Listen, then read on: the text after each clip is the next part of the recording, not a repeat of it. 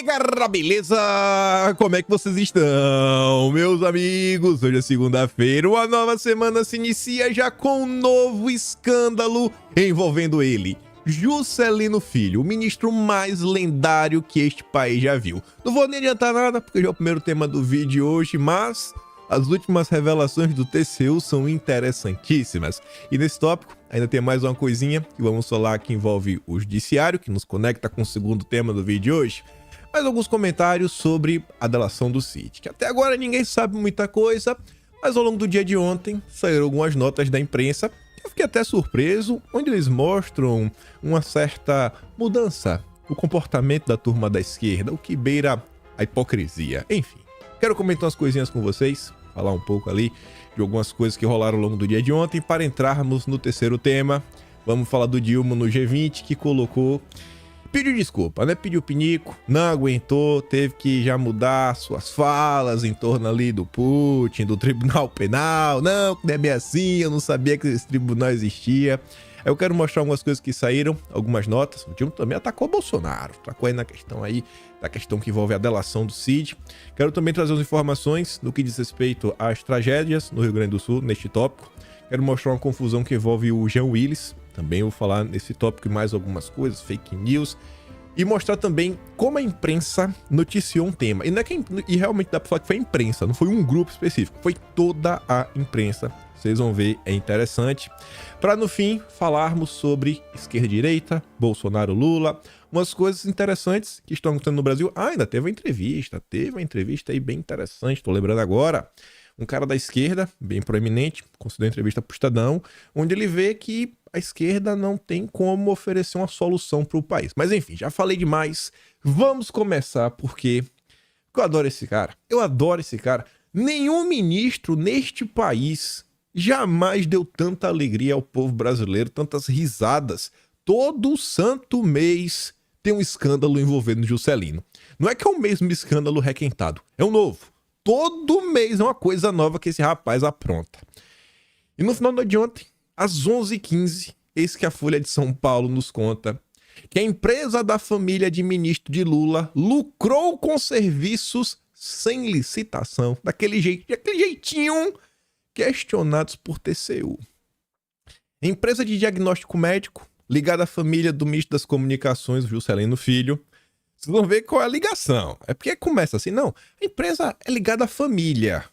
Aí você não sabe, pô, tá falando de quem? Da mulher, do primo de segundo grau, que aí já tá um pouco mais longe. Você tá falando da irmã, ou sei lá, você tá falando da esposa, aí começa a ficar mais perto, né? Vamos dar uma olhada. Lucrou com serviços prestados no Maranhão, sem licitação, ou questionados pelo TCU. A DIL, Diagnóstico por Imagem e Oftalmologia, recebeu cerca de 6,2 milhões da Prefeitura de São Luís, de 2017 a 2019, mesmo sem ter vencido uma concorrência pública.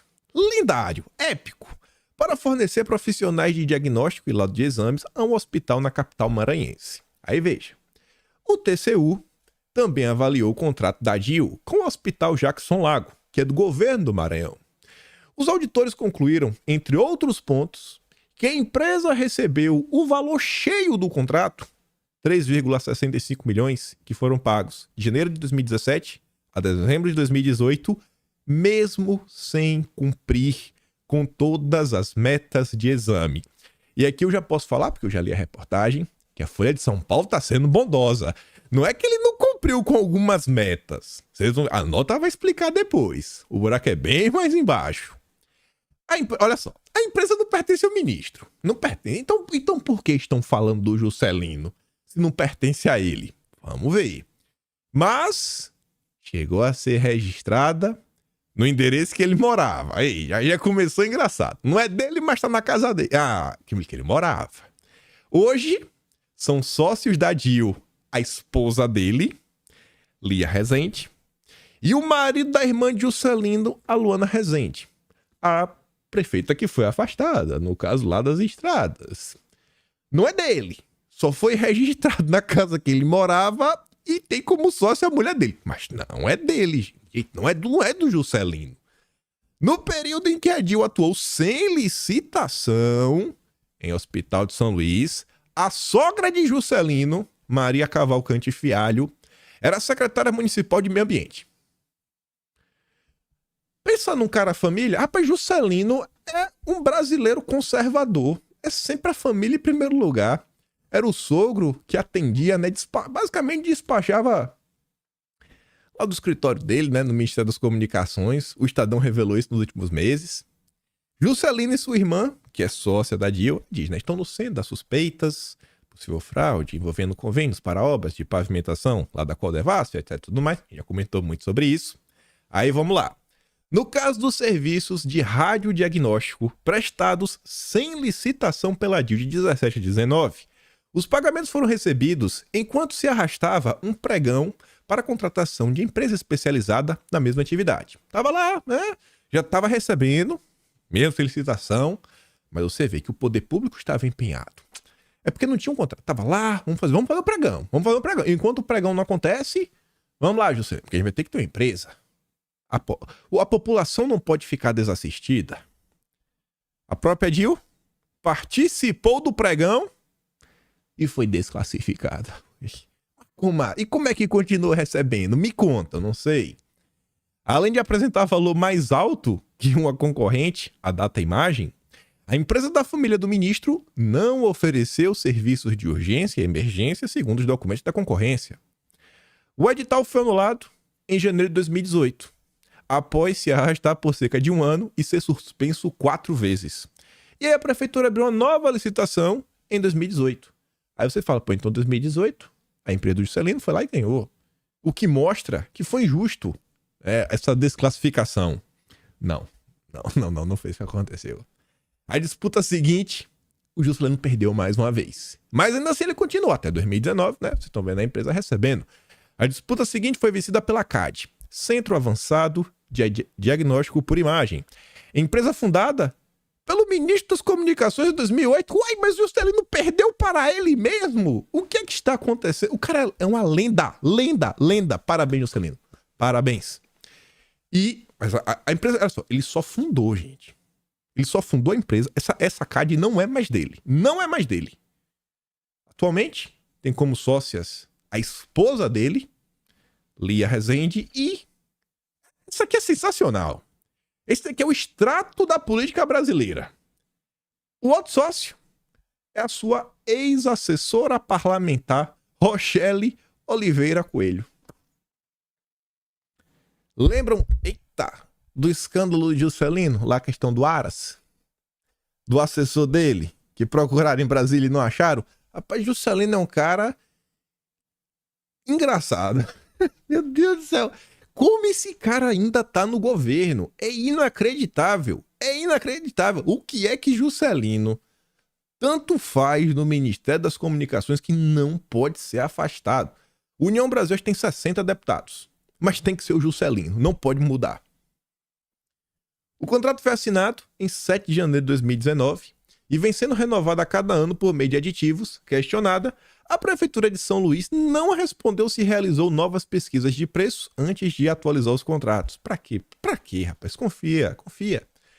O acordo com o hospital prevê pagamentos de até 2,4 milhões por ano. A CAD recebeu cerca de 10 milhões e meio desde 2019. A Data Imagem tentou impedir na justiça a anulação da primeira licitação, aquela que a empresa perdeu, e a abertura de nova disputa. Na ação, que foi rejeitada, a Data Imagem afirmou que havia uma espécie de conspiração em curso para favorecer as concorrentes ligadas à família de Juscelino Filho. O juiz entendeu que o município tinha legitimidade de promover uma nova licitação por causa de vícios no edital e recusou os argumentos. Não é que ele falou que não tinha conspiração. O juiz falou que o edital tinha alguns vícios e aí sim podia ser anulado. Além de contratos com prefeituras, as empresas ligadas à família do ministro das Comunicações recebem verbas por serviços a hospitais do governo do Maranhão. No caso avaliado pelo TCU, auditores afirmam que a DIL foi paga por serviços não prestados ao Hospital Jackson Lago, que é o que eu falei mais cedo, né? Que não cumpriu todas as metas. O relatório do tribunal diz que, entre outros pontos, que não foi alcançada a meta de exames de raio-x em 18 dos 24 meses analisados. Não é que Juscelino... Não é que a empresa não é Juscelino, né? Não é que a empresa ligada à família do Juscelino não cumpriu a meta. É uma meta mensal que em 75% do tempo não foi cumprida.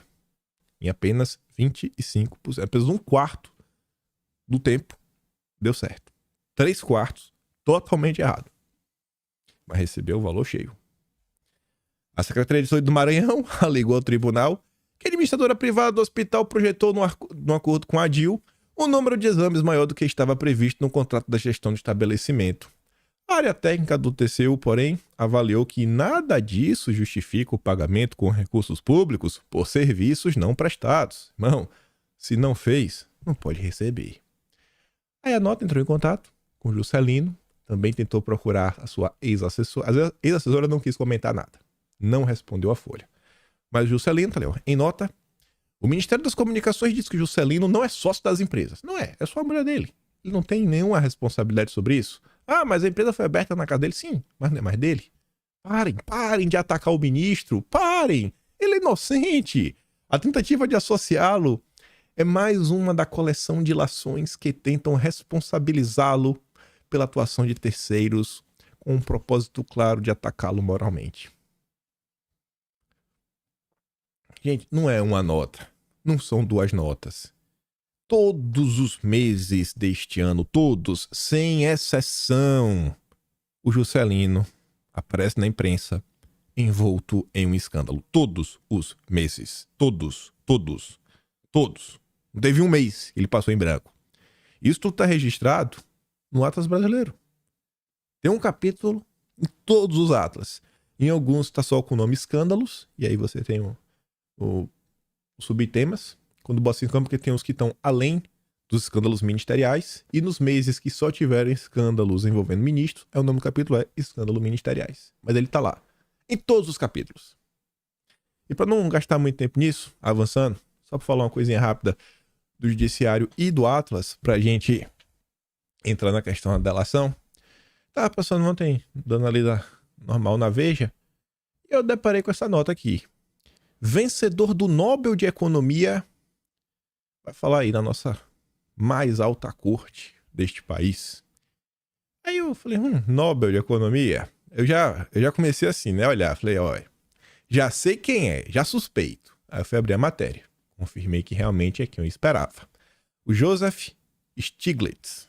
Ele vai lá, dar uma palestra, falar sobre crescimento econômico com estabilidade e inclusão social.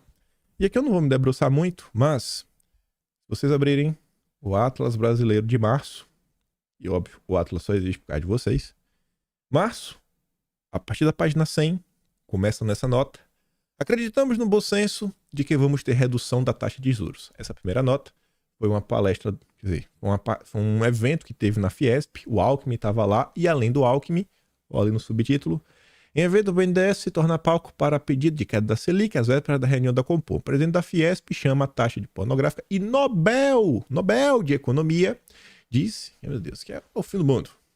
O mesmo Nobel de Economia que agora vai palestrar para o nosso judiciário. O mesmo Nobel foi convidado para ir na Fiesp, do Josué Gomes. Parece que é um cara meio de esquerda. E aí nas páginas 101 e 102, vocês podem saber um pouco mais. Quem é o Joseph Stiglitz? É aquele rapaz que nós estamos vendo ali, né? Que tem a foto junto com Lula, dando soquinhos.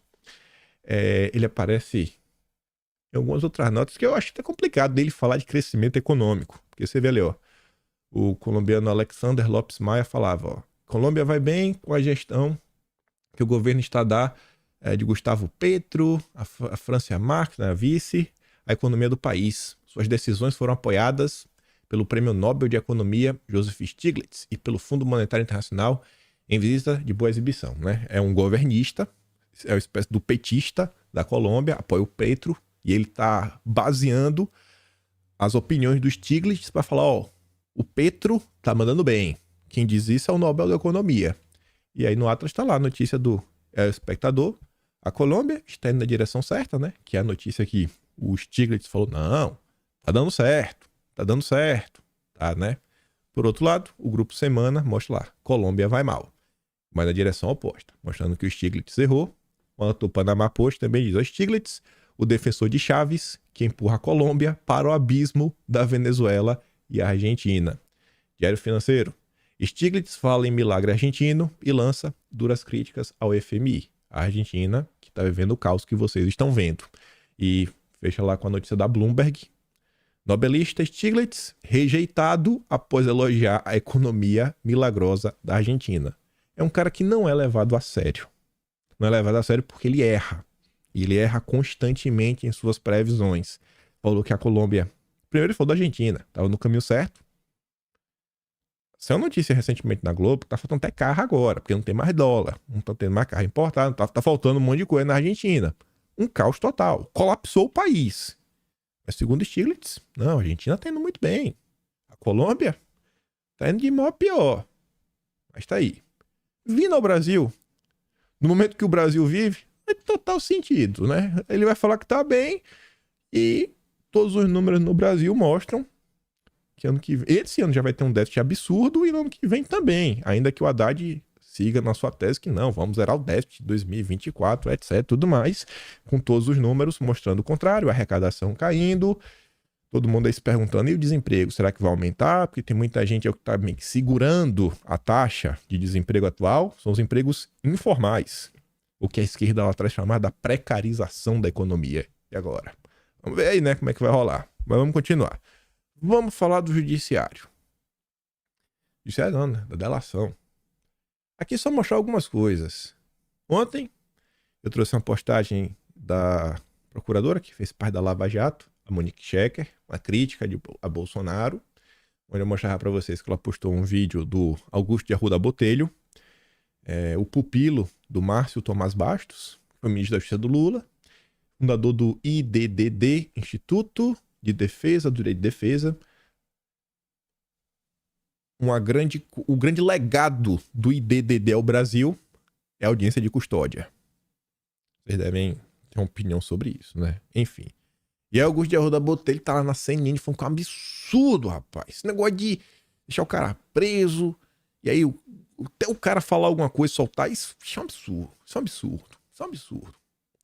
Aí, além disso, a turma foi atrás dos tweets e encontraram tweets do Augusto, do gigantesco, né? Augusto de Arruda Botelho, que é secretário de Flávio Dino.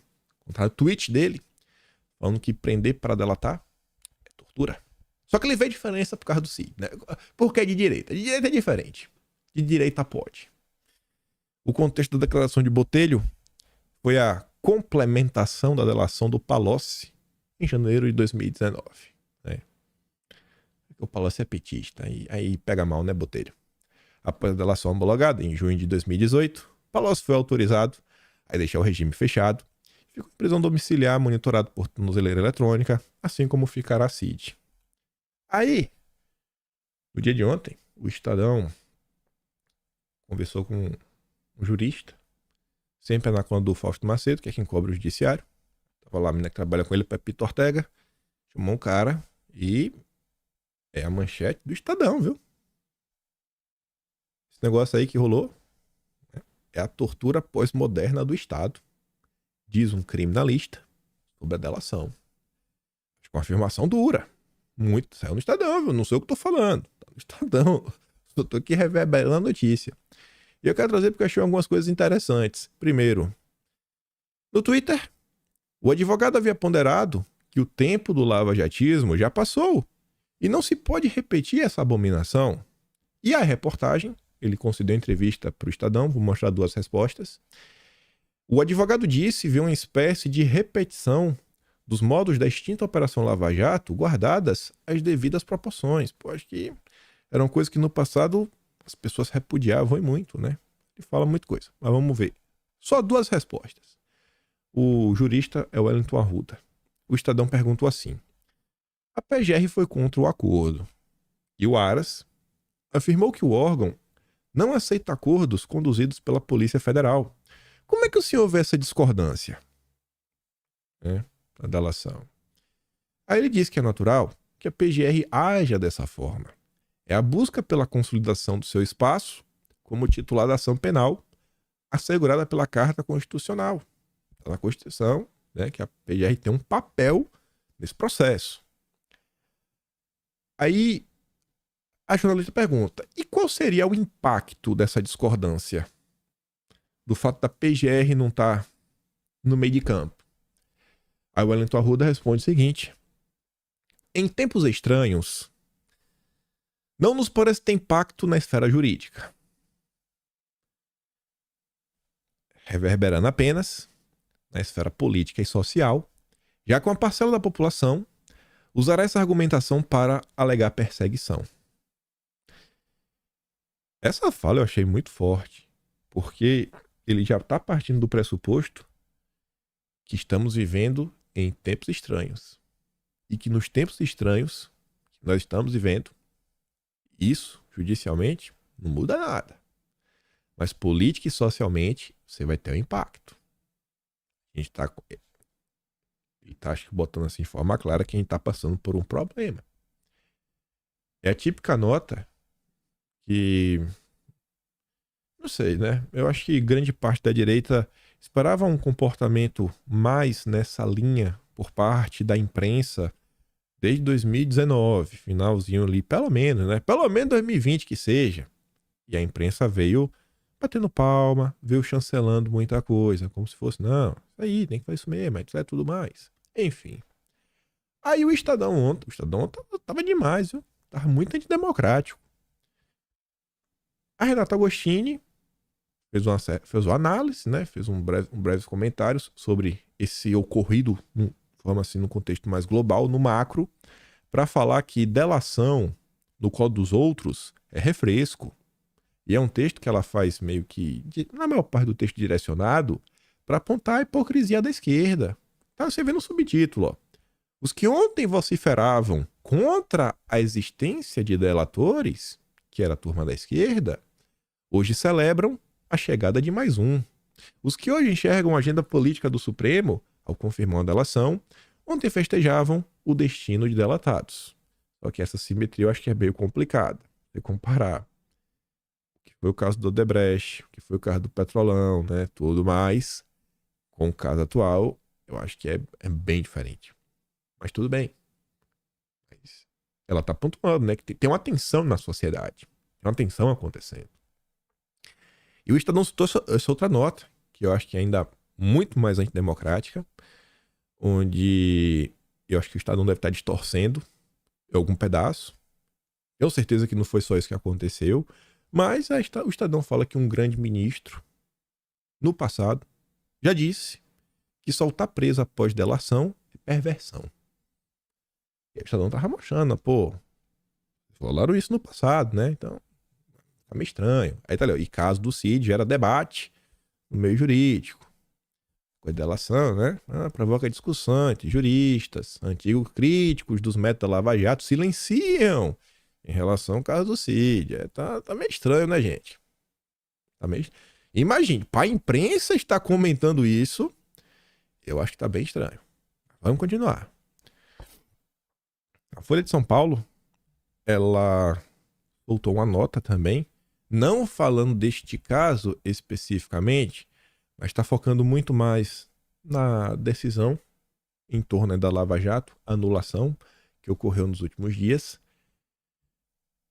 O jornalista faz toda uma contextualização do que já aconteceu no passado, fala das grandes anistias que já foram concedidas desde o início da República, né, na velha República, lá de Deodoro até os dias atuais, quais foram os momentos, quais foram as importâncias de algumas anulações desses problemas políticos, etc., para uma pacificação da sociedade. E no final do dia ele fala sobre tudo isso para falar que quando é um ente político que toma esta decisão, a sociedade normalmente encara de um jeito. E às vezes a coisa vai para o caminho mais bacana.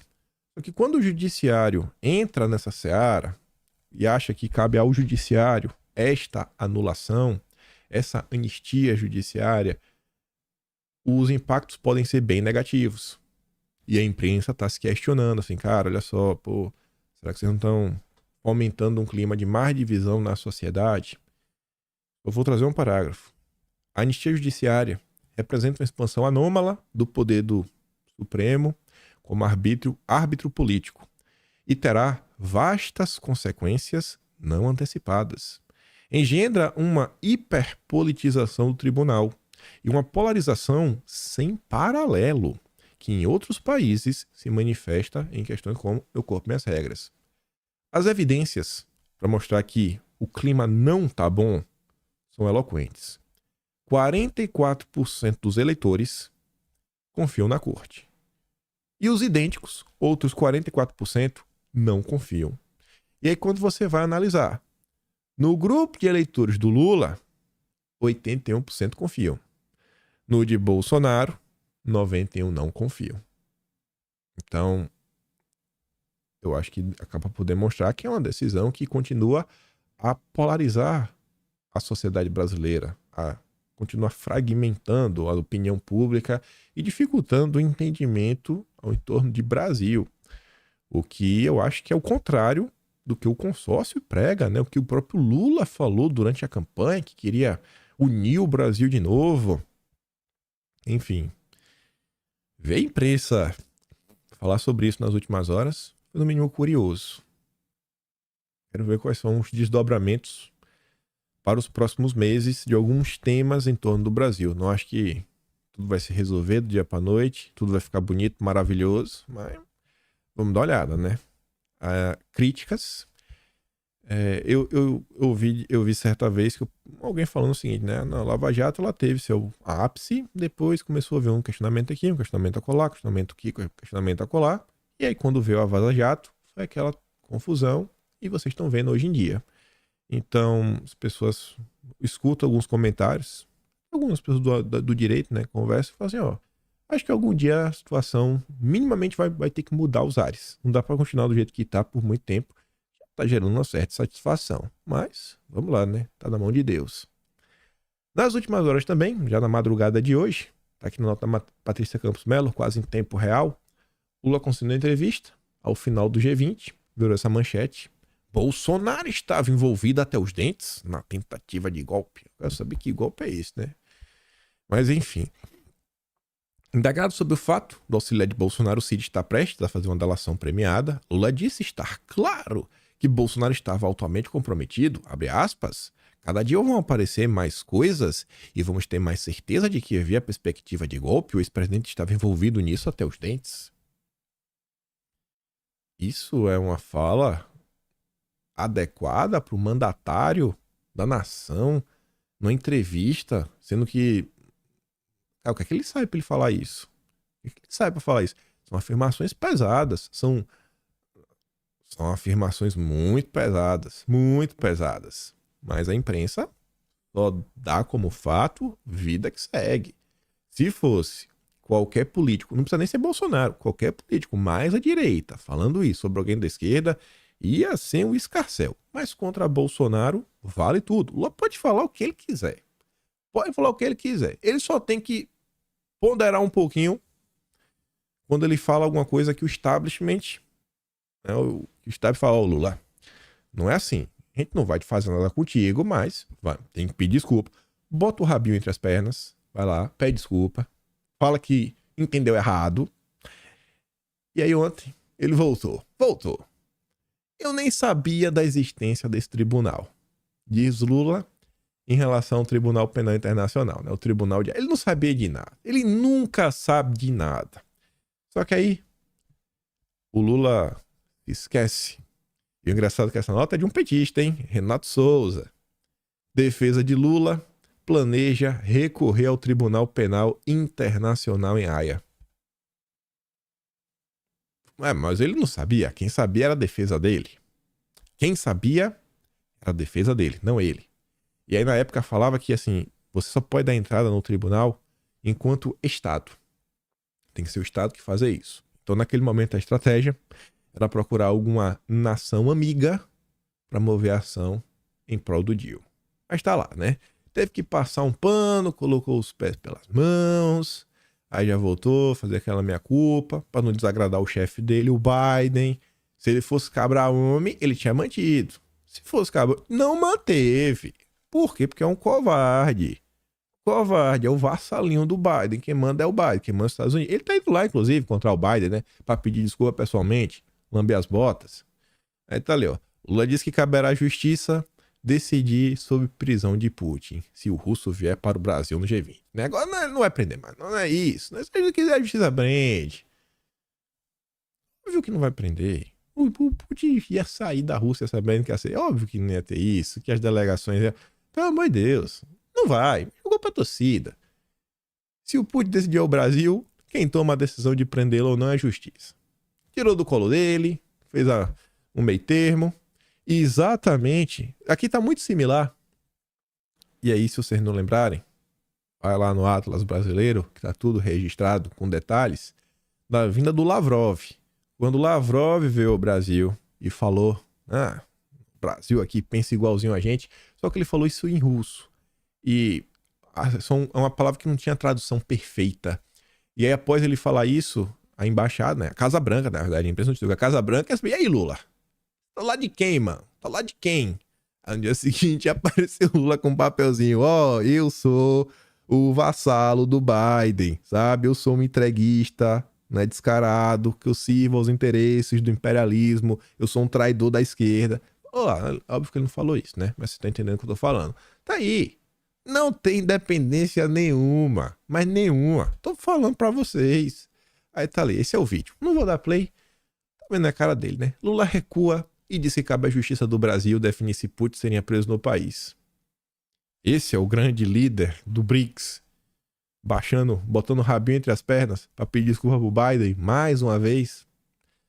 O presidente afirmou que vai estudar motivos pelos quais o Brasil é signatário do Tribunal Penal Internacional. Países emergentes são signatários de coisas que prejudicam eles mesmos. Valeu, Lula. Valeu. Vida que segue. Vida que segue. Aí no meio termo, falei pra vocês que tem uma entrevista interessante. Saiu em todos os veículos nos últimos dias que o Mangabeira Unger se desfiliou do PDT. Então vocês estão vendo que tem alguma importância, né? Não é qualquer um dentro da esquerda. É uma figura de peso. E ele concedeu uma entrevista muito interessante pro Estadão. Porque ele fala muito da esquerda. E os rumos que a esquerda está tomando no Brasil hoje. Olha que engraçado.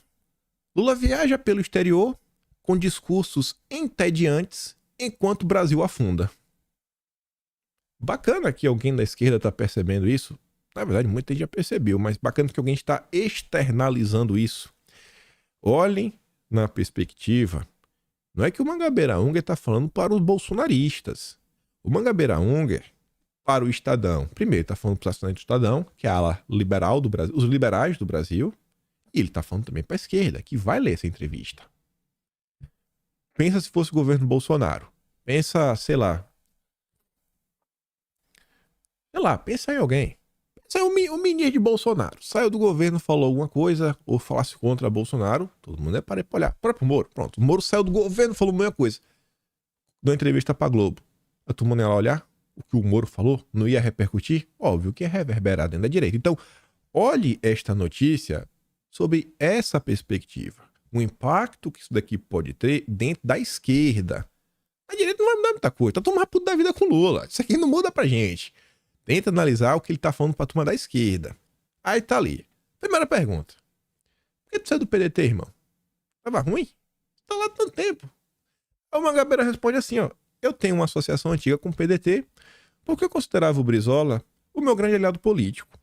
O PDT sempre serviu para representar uma alternativa ao país. E agora não representa. Ele tá falando de um partido.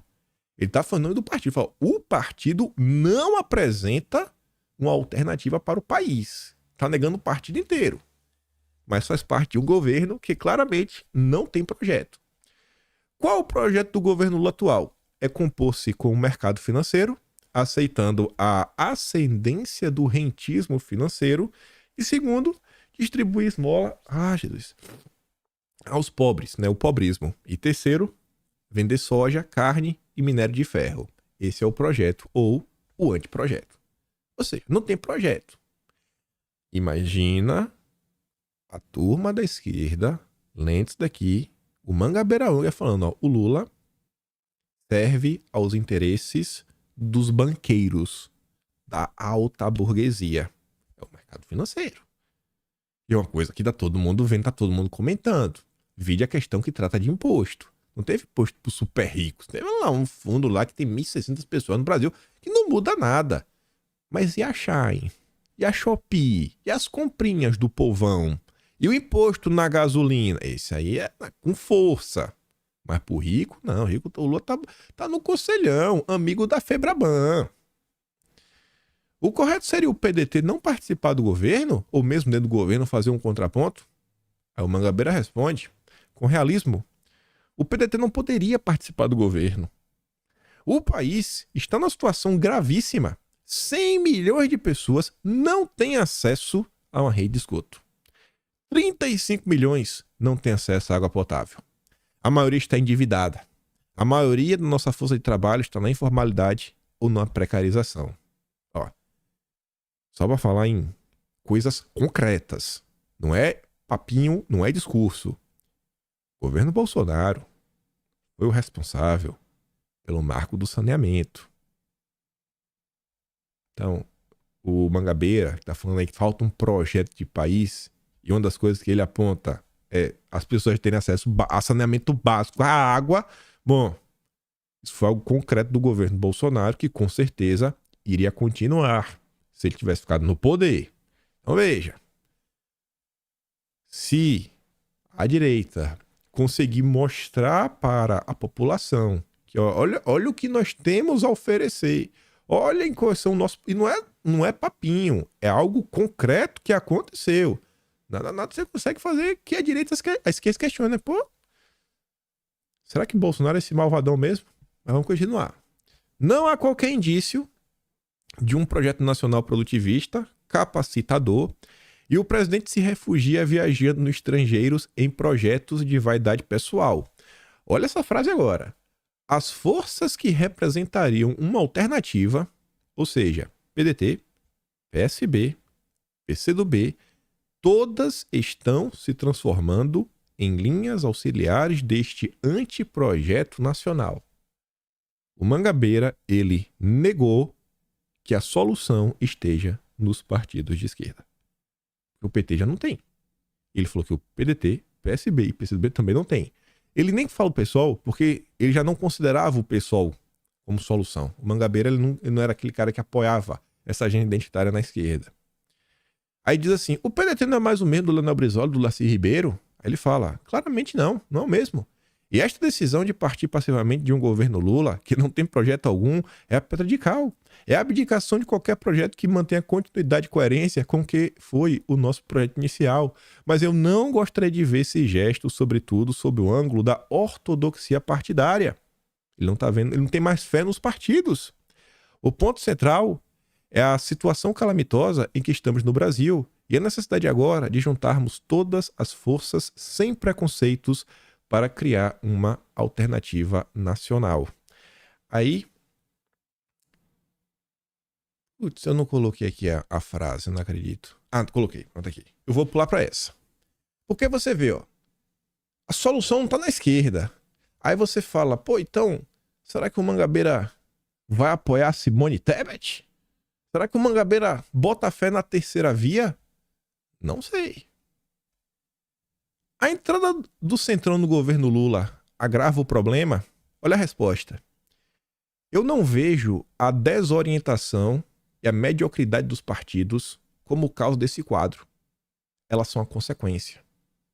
A explicação é não haver um projeto forte encampado por quem deveria ter o projeto, que é o presidente do governo.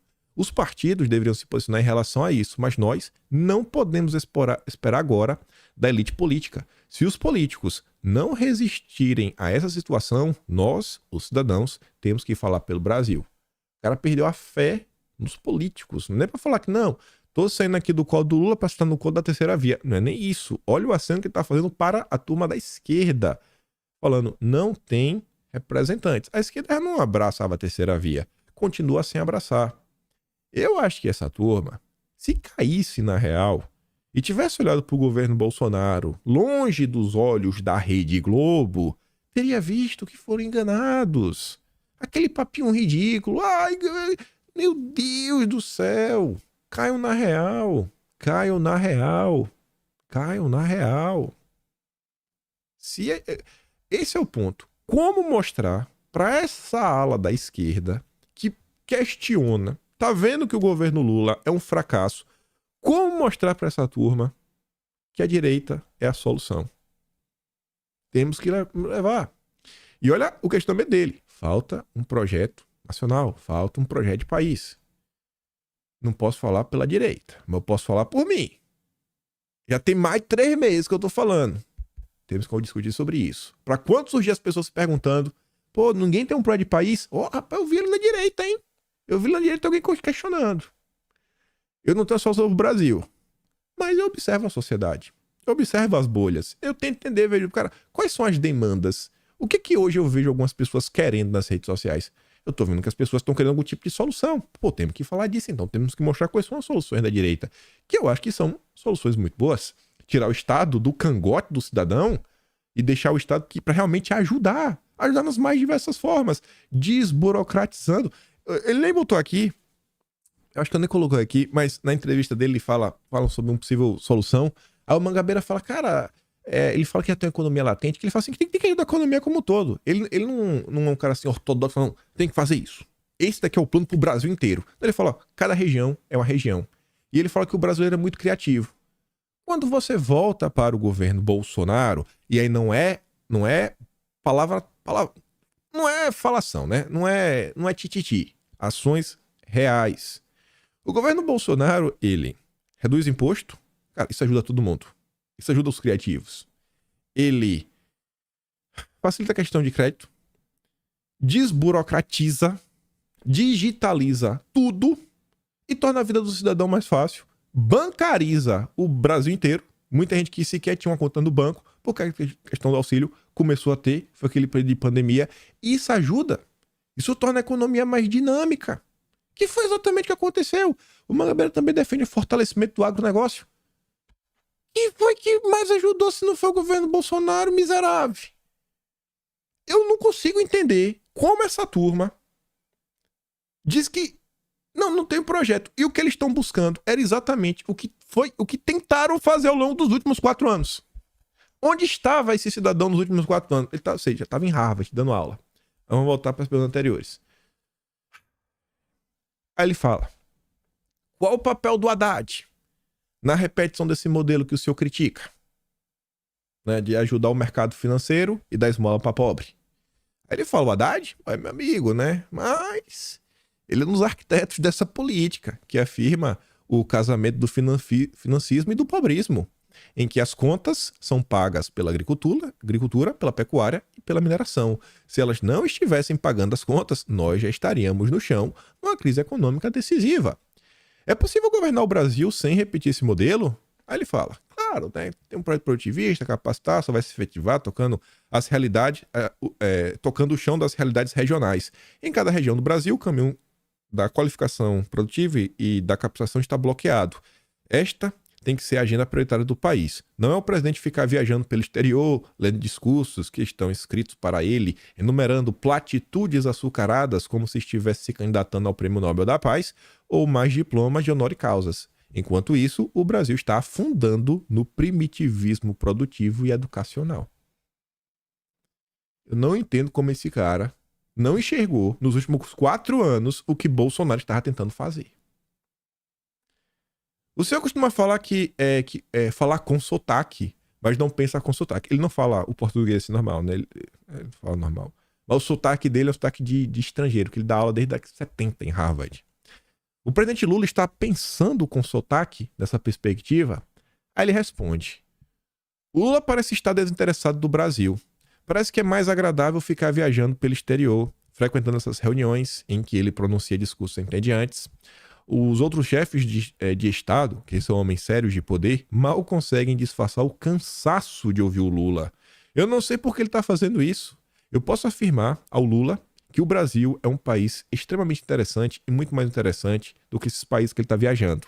Mas nós não podemos esperar uma conversão do Lula, porque é sempre muito mais difícil mudar uma pessoa do que mudar um país. Gente, não é mais... Gente, olha só. É muito mais fácil mudar uma pessoa do que mudar um país. O Mangabeira tá falando o oposto porque ele tá criticando o Lula. Ele tá falando assim, olha só, mudar um país é tão difícil, mas mudar o Lula é mais difícil que mudar o país. Ou seja, ele desistiu do Lula. A esquerda perdeu a fé. Esquerda não tô generalizando. Mas setores da esquerda perderam a fé do Lula. Temos que conseguir pensar como alcançar essas pessoas. Como mostrar para essas pessoas que eles enxergam a direita de uma forma caricata. Essa turma aí, eu tenho certeza, se você perguntar o que eles acham do PSDB, eles vão falar que o PSDB é de direita. E eu tenho certeza que vocês olham para o PSDB e falam, o PSDB é de direita? Que direita é? Só se for direita da esquerda. Só se for direita da esquerda. Mas não é de jeito nenhum. Temos que avançar nas bolhas. De alguma forma. Mas vamos continuar. Vamos voltar pro G20. Falei no início do vídeo que a imprensa noticiou uma coisa de uma forma ridícula. E foi a imprensa, não foi um veículo de imprensa. Vamos a essa coletânea. UOL, Estadão, Folha, Globo. No G20, Lula encontra Macron e príncipe saudita que deu joias a Bolsonaro. Já tem que meter Bolsonaro na manchete. Por que a UOL não fala que o Bolsonaro se reúne com um príncipe acusado de mandar tirar a vida de um jornalista? Por que não falou isso? Por que não bota essa manchete? O Lula foi se encontrar com um príncipe que foi pra cima, né? Acusado de tirar a vida de um jornalista. Por que não falou isso? Não, é Bolsonaro. Bolsonaro. Aí vem o Estadão. A de cima é de ontem. Lula discute investimento com o príncipe saudita que deu joias de presente para Bolsonaro. O mesmo Estadão. Bolsonaro convida príncipe saudita acusado de papapá para a agenda em março.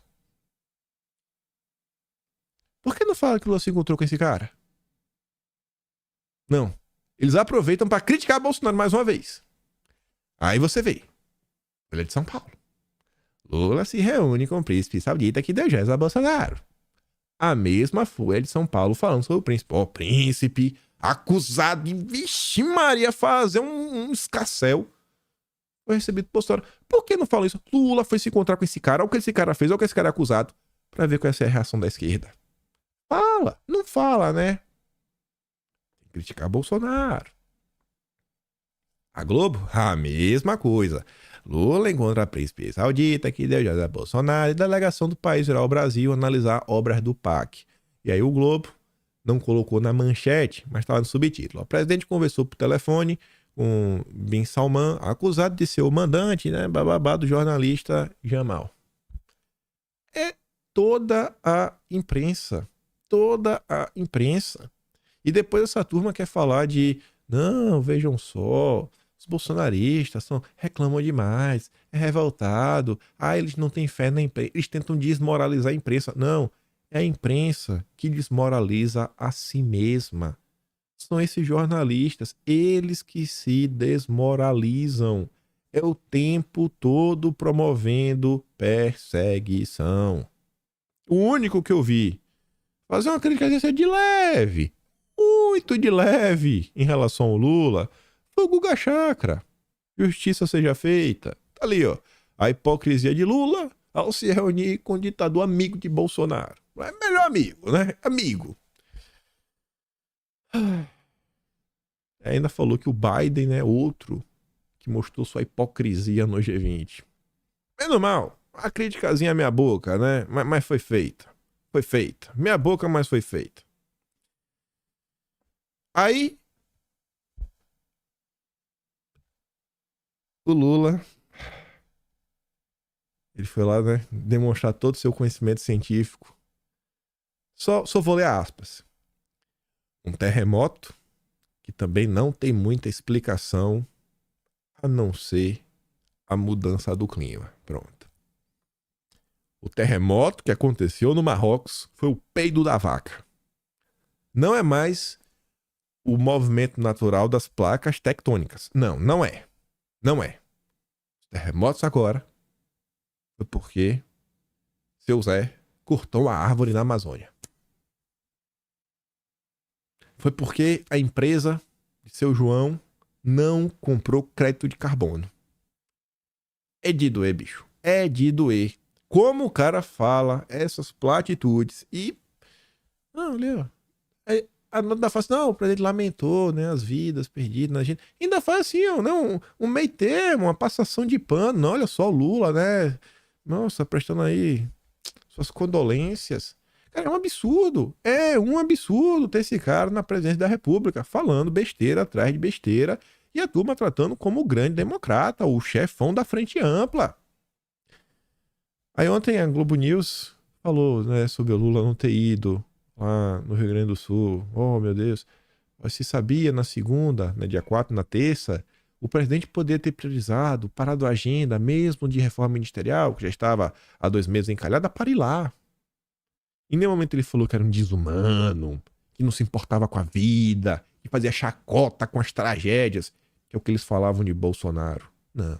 Criticazinha meia boca. Meia boca, né? Crítica descarada. E a turma da Globo. Aí, comentando aqui de forma bem rápida, sem me aprofundar muito, tem um vídeo que está circulando bastante, do Alexandre Garcia, que ele fala sobre as barragens do Rio Grande do Sul, ele fala as coisas lá, das comportas, etc. Apontaram que o que ele está falando não condiz com a realidade. Eu fui checar, vou mostrar para vocês uma nota oficial. Aparentemente o que o Alexandre Garcia falou, aparentemente não é verdade. Aparentemente ele não está falando a verdade. Mas olha só, dele ter errado, dele ter falado uma mentira, para esse tipo de reação, eu acho que as coisas estão muito complicadas. O Ian de Luca é o cara que fica assim, é um dos apresentadores do ICL, lá do Eduardo Moreira, um radical, um extremista de esquerda. Também é do Globo Esporte. Não sei se ainda tá no Globo Esporte, mas já foi do Globo Esporte um dia. Ele fala, enquanto gente, como... Eu não vou nem falar que ele tá falando do Alexandre Garcia, não estiver na cadeia por espalhar desinformação que se transforma em discurso e ação de ódio, essa gente não vai parar. É preciso traçar uma risca no chão, não dá mais. Vem cá, quando a esquerda fala que o que aconteceu com o Bolsonaro, no caso dele, é mentira, isso também não casa? Discurso de ódio e várias tantas coisas. Quando a esquerda pegava a fazer uma cabeça, né? Pegava a cabeça de Bolsonaro, fazia um molde, jogava bola. Isso também não promove coisas muito ruins. Um discurso que eu acho que não deveria ter espaço na sociedade, mas de boa. De boa, né? Ele pode falar o que ele quiser. A esquerda pode falar o que quiser. A solução é isso? Todo mundo falou a mentira assim. Bicho, uma coisa é, ó, você mentiu, pronto. Vocês vão ter que vincular a verdade numa quantidade, o direito de resposta, e vai tomar um processo pra uma coisa. Beleza. Mas cadê? Cadê o tempo todo isso agora? Cadê? É como se tu tivesse um mega plano, uma mega vontade de destruir o país. Que absurdo.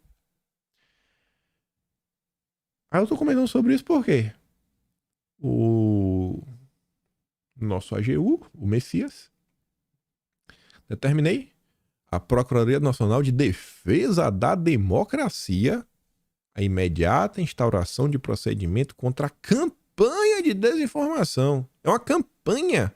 O cara fez um comentário que pode estar errado. Campanha tá ampliando muito, né? Mas beleza. É inaceitável que nesse momento de aprofundador temos que lidar com informações falsas. Beleza. Aí eu fui dar uma olhada, né, pra saber. Aqui tem a Ceram, que é a Companhia Energética do Rio das Antas. É quem administra a questão das barragens. E aparentemente, as barragens não tem, nem comporta tem. Que ele fala assim, ó. Infelizmente, as barragens não conseguem reduzir altas afluências e mitigar os impactos no entorno do rio, pois as barragens da Ceram possuem vertedouro do tipo soleira livre e tem a característica a fio d'água, ou seja, não tem capacidade de armazenamento e nem de regular o fluxo do rio, pois todo o excedente de água passa por cima da barragem. E aí eles colocam essa foto aqui, ó.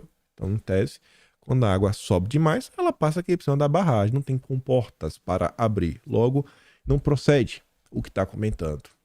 O que eu tenho para falar sobre todos esses assuntos é o seguinte: a direita tem que sempre tentar checar ao máximo a informação, mas sem ter a total convicção do que está sendo dito. Que seja de imagem, que seja nota de um órgão oficial. Porque, gente, o lado de lá, vocês estão vendo o que o William de Luca está pregando. Vocês estão vendo o que a esquerda quer. A vida é injusta. A gente tem que entender que a vida é injusta e começar a agir diante, assim, sabendo que a coisa é injusta. Não adianta mais esperar a normalidade. Olha o que o cara tá falando.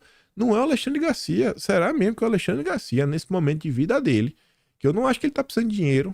Eu não acho que ele tá precisando de reconhecimento. O cara é uma lenda do jornalismo brasileiro. Eu acho que a esquerda devia, pelo menos, considerar isso.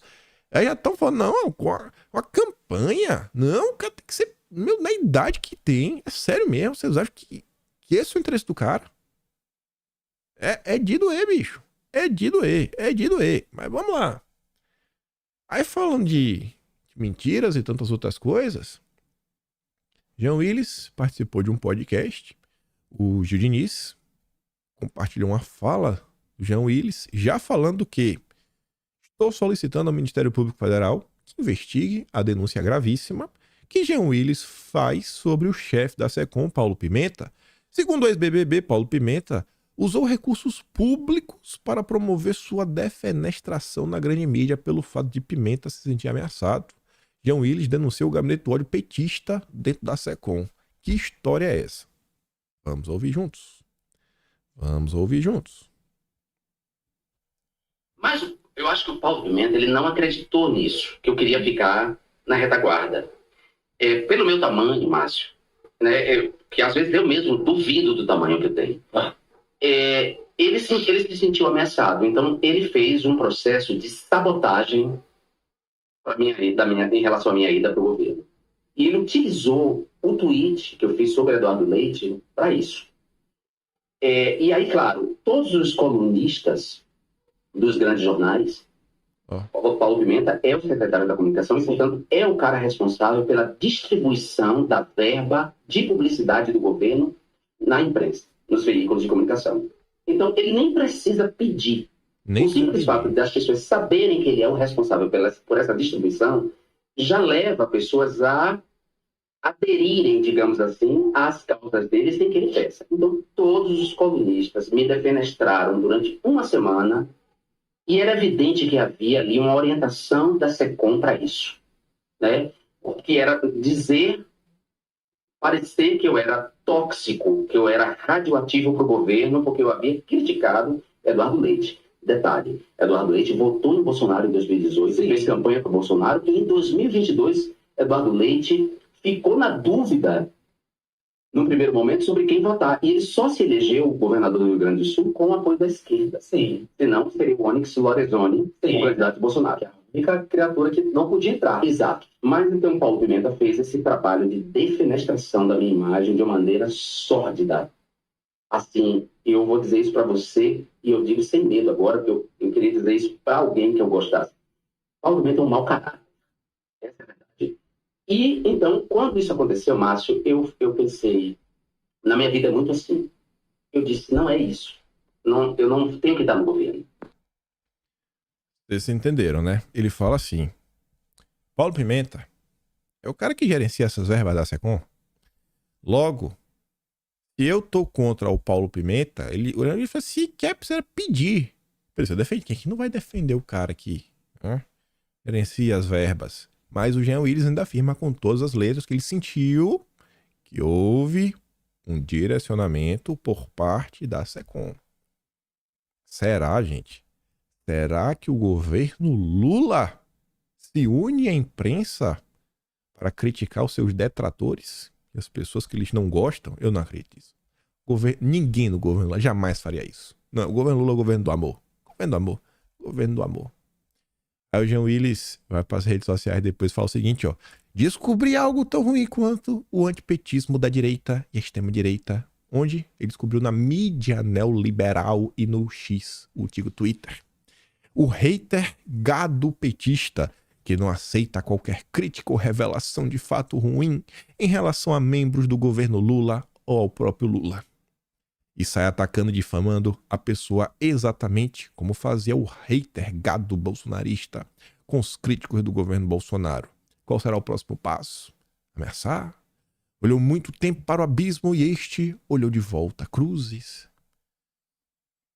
Já tá chamando os petistas de gado, que não aceitam que critiquem o Lula e seus ministros. Tá bacana, tá bacana. 9 meses, né? 8 meses e meio de governo e o clima tá assim. Confusão rolando à solta. Não vai dar pra comentar muito sobre direita e esquerda, mas eu quero trazer uma coisinha. Podia terminar em uma hora, né? Mas rapidinho mesmo. Olha pra isso. Estou na Folha de São Paulo. Marta Seiler postou. Livro mais lido de todos os tempos está sob ataque hoje na capa da Folha. Está na moda tentar reescrever a história. Para quem já teve a oportunidade de ler a Bíblia, deixe aqui seu comentário. Livro de derrotados ou vencedores? Olha a manchete. A Bíblia é um monumento da derrota. A Bíblia é um monumento da derrota, ou mais propriamente, aos derrotados. Faz parte das narrativas da humanidade que pedem paciência e força, porque o dia da vitória há de chegar. É o que Silas Malafaia espera ao dizer que o Brasil... Você já imaginou um texto desse em torno de outra religião? Aí eu quis trazer isso daí porque ontem teve um fato, para não ficar temporal, né, para não ficar fora de tempo. Ontem teve um chá de revelação do Nicolas. Não que eu me importe com o chá de revelação com o Nicolas, acho que seja um fato politicamente que merece destaque, mas o fato ganhou destaque. Um chá de revelação que tivesse um negócio pra família ganhou destaque. Mas por que ganhou destaque? Porque o Neymar participou da revelação? Não. Ganhou destaque por quê? Porque, pra mim, né, pelo menos ganhou destaque político. Porque a esquerda conseguiu, sabe, no momento de comemoração, com a nova vida, tá entrando nesse planeta. Sabe, o ápice que o ser humano consegue fazer, né, que é se reproduzir. A esquerda problematizou. Tá lendo? Chá de revelação de bebê de Nicolas com anúncio de Neymar criticado na internet. Vou mostrar pra você só uma das críticas. Aí você vê se tem relação com aquele texto da Folha de São Paulo falando da Bíblia.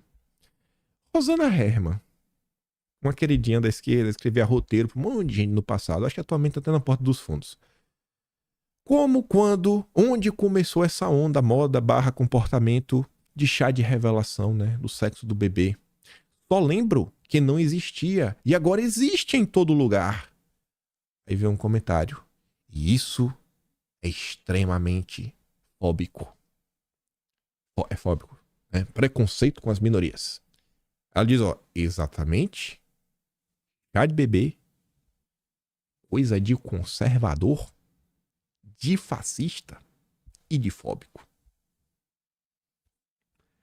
O que a esquerda no Brasil está se tornando é inacreditável. É inacreditável o que você lê na internet. Por causa de um chá de bebê.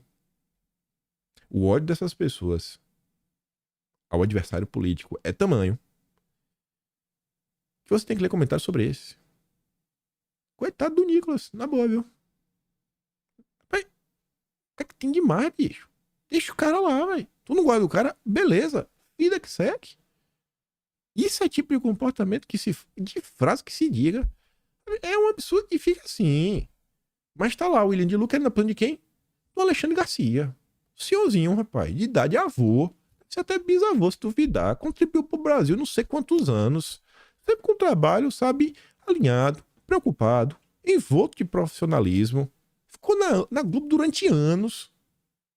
Agora, porque tá contra, falou uma coisa que a esquerda não gosta. É cadeia? Pelo amor de Deus. Coitado do Alexandre Garcia. Ai, esquerda, viu? Vou mandar o vídeo lá deixando o Jean Willis no Telegram. Sempre mando os vídeos, você pode ver melhor. Claro, tá meio ruim, né? Foi gravado, acho que alguém assistiu na TV, não foi gravado, foi capturado do vídeo oficial. Enfim. E se gosta do meu trabalho, vai ser no meu canal. Então, valeu. Tem o pé na descrição e tem o Atlas Brasileiro, kimpen.com.br, onde tem todo o registro histórico desse desgoverno e todos os escândalos do Juscelino Filho. Amanhã a gente comenta mais sobre esse último tema. Esquerda e direita, Bolsonaro, eleições e vários outros assuntos. Mas, por hoje ficamos por aqui. Lembra daquela compartilhada? Espero poder ver vocês aqui amanhã, porque eu espero estar aqui amanhã. Aquele grande beijo, abraço, tamo juntos. Valeu, meus amigos. Fui!